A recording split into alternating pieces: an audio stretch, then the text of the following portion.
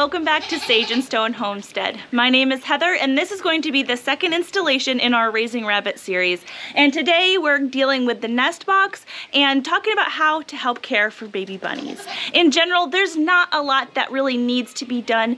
If anything, I'm just going to show you some of the things that I personally like to do to ensure that we have a good number of meat bunnies in the freezer at the end of it. So the doe over here in this cage is on day 28 of her pregnancy. Rabbits have a 31-day gestation, and in general it's a good idea to wait until the last little while to give them a nest box, just so they don't use it as a litter box. There is kind of a neat thing that you can do if you wish as sort of a pregnancy test for your rabbits. Right around 2 weeks gestation, you can start to feel the babies inside, and it's not that you can really feel them moving, you can just feel their presence. So I'm gonna grab her out of here and I'll show you what palpating looks like. So what you're gonna do is cup your hand like this and place it just above her back legs, or just in front of her back legs here, and gently massage. So when they are about 2 weeks gestation, they're gonna feel like a clump of grapes, and she's quite far along, so her belly is a lot more tight and the babies feel a lot bigger. I'm not squeezing super hard, I'm just trying to gently palpate and feel what's on the inside. The term for giving birth with rabbits is called kindling, and she will kindle kits or baby bunnies, and she's going to want to have those baby bunnies in a safe and secure and warm place. We like to use this style of nest box. It's got a covered back on it with a sloped front, and this has worked extremely well for us. There are different sizes and variations. The size of your rabbit will determine the size of the nest box. If you have a big breed like a meat breed or a giant breed, you want to go with a bigger nest box. You want the mother to be able to get in there to have her babies and to return to the nest and nurse her babies without squishing them. Online, there's a guide for determining the size of nest box you need, and I'm going to link that in the description box below. So we do have these homemade wooden options here, and I've got some really big metal versions as well. Both of them work equally as well. Mama Rabbit is going to want to make a really nice, plush, and cozy nest in here for her babies, and she's going to need nesting material. We like to use hay here because it's something we always have on hand, and when she ultimately does eat some of the bedding, it also is nutritional for her. You could also use straw, and I know that there are some pre-packaged rabbit beddings at the store. You just want to make sure that your bedding kind of coincides with your temperatures outside. So I happen to know within a couple days of this rabbit giving birth, it's going to be really cold here. We're going to see basically in the upper 20s as far as temperature, and baby rabbits are born naked. So we want to cram pack this full of hay so that there's a nice dense insulation between the babies and the outside air.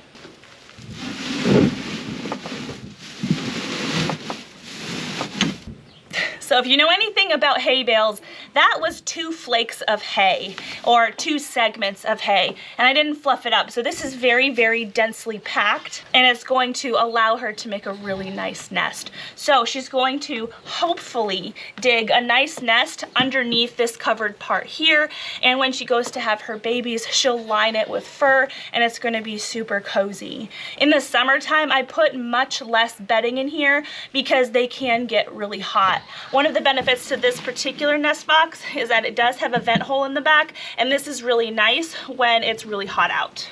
So now all I have to do is hand this to her, and she may or may not work on this in front of us, but regardless, we'll talk about what she's gonna do.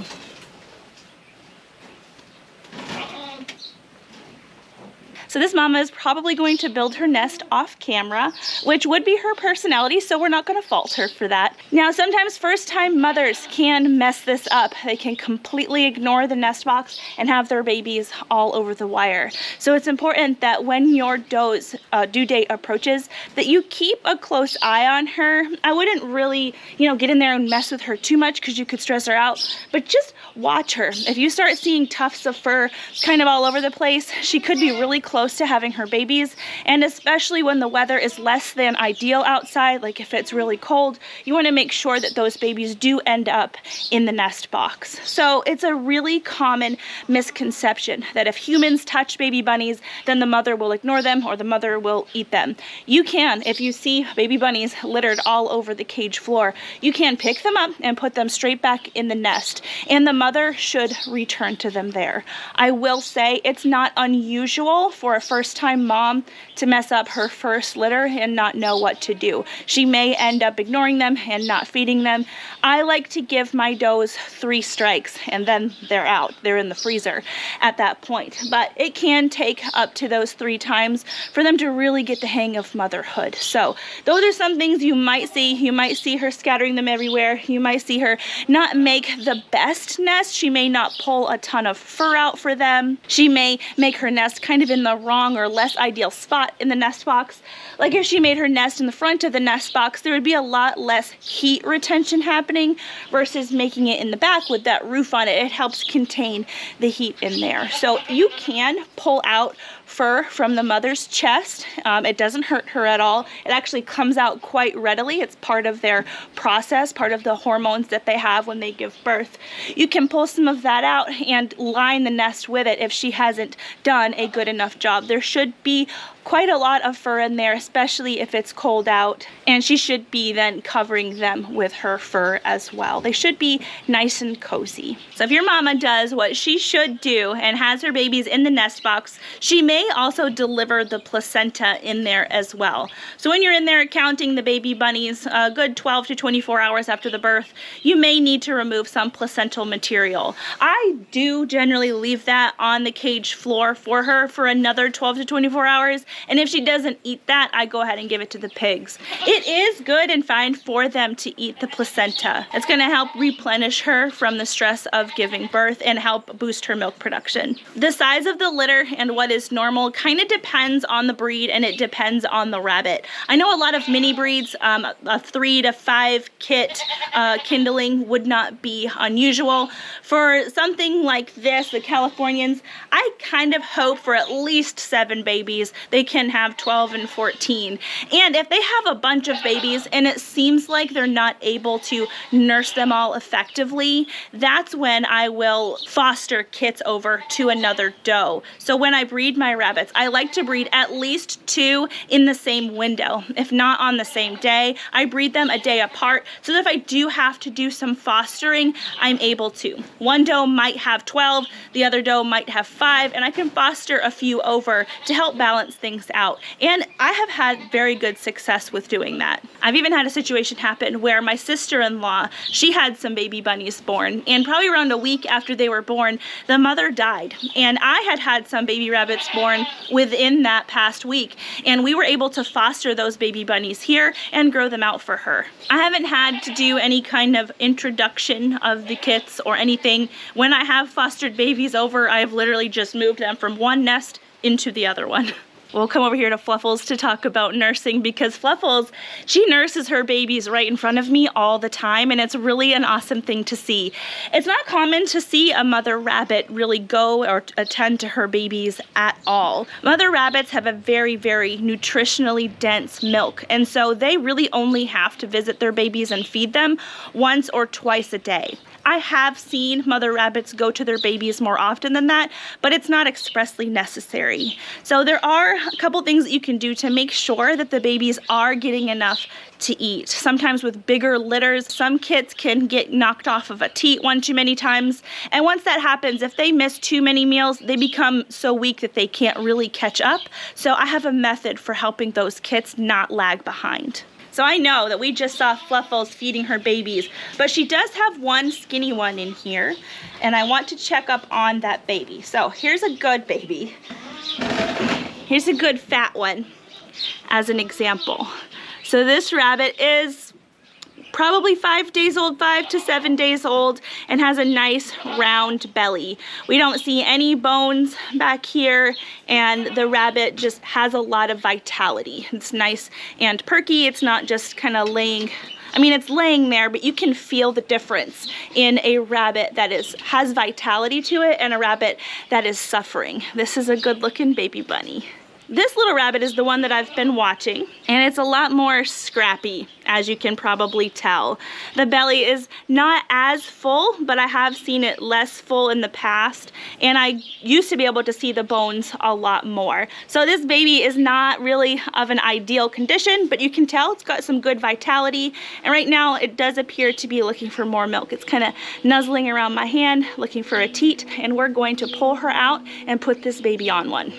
It's funny, every time I put the nest box back, Fluffles goes in there to like make sure I haven't hurt her babies.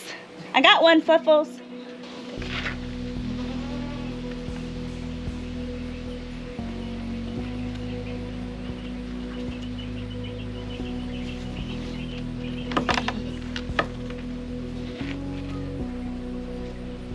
So when the mother rabbit comes to nurse her babies, she'll just hunch over her cluster of babies and allow them to nurse. So I'm just trying to mimic that here. I set the baby down, I'm lifting up on her rib cage here, and the baby's getting to work without any competition from its siblings.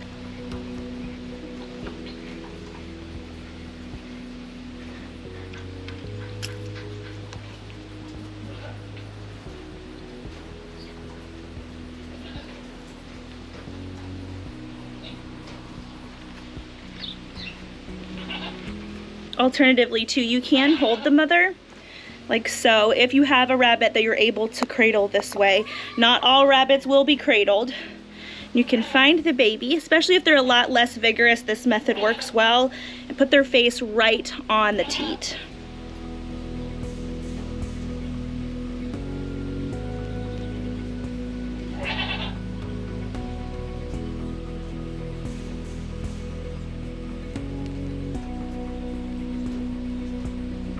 I have tried to syringe feed goat milk to baby rabbits before, and I have not had success with that.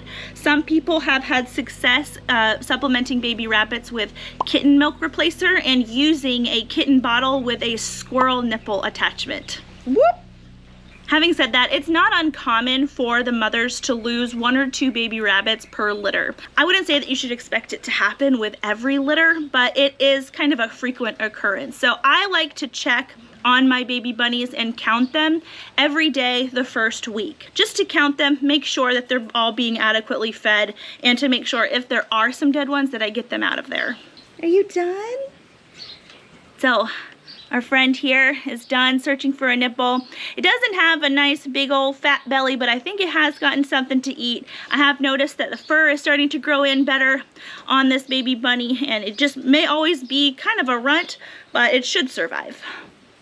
You want to keep an eye on the level of nesting material in the nest box. Some mothers kind of chronically eat the nesting material, and you're going to want to replace it depending on the weather. And make sure that the mother isn't using it as a litter box, because if that happens, that's really just not good for the babies. You don't want them to be covered in pee and feces.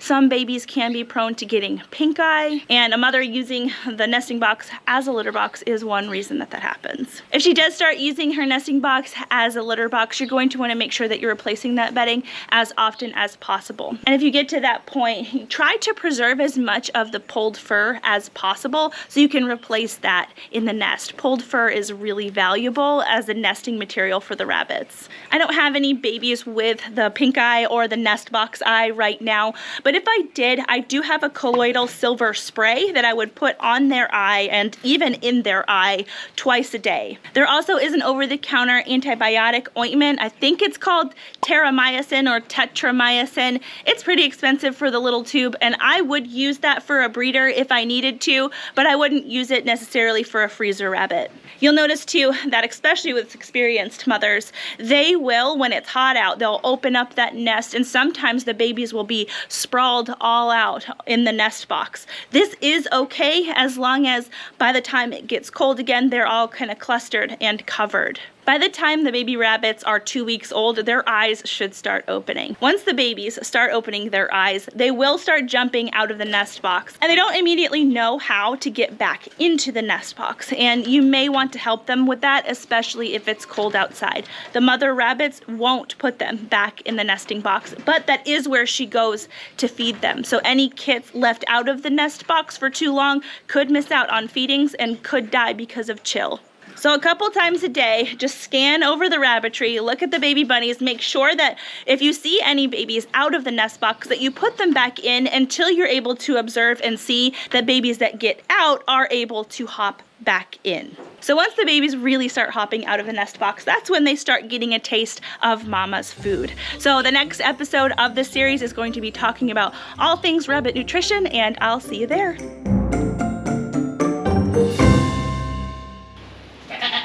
Oh, goodness.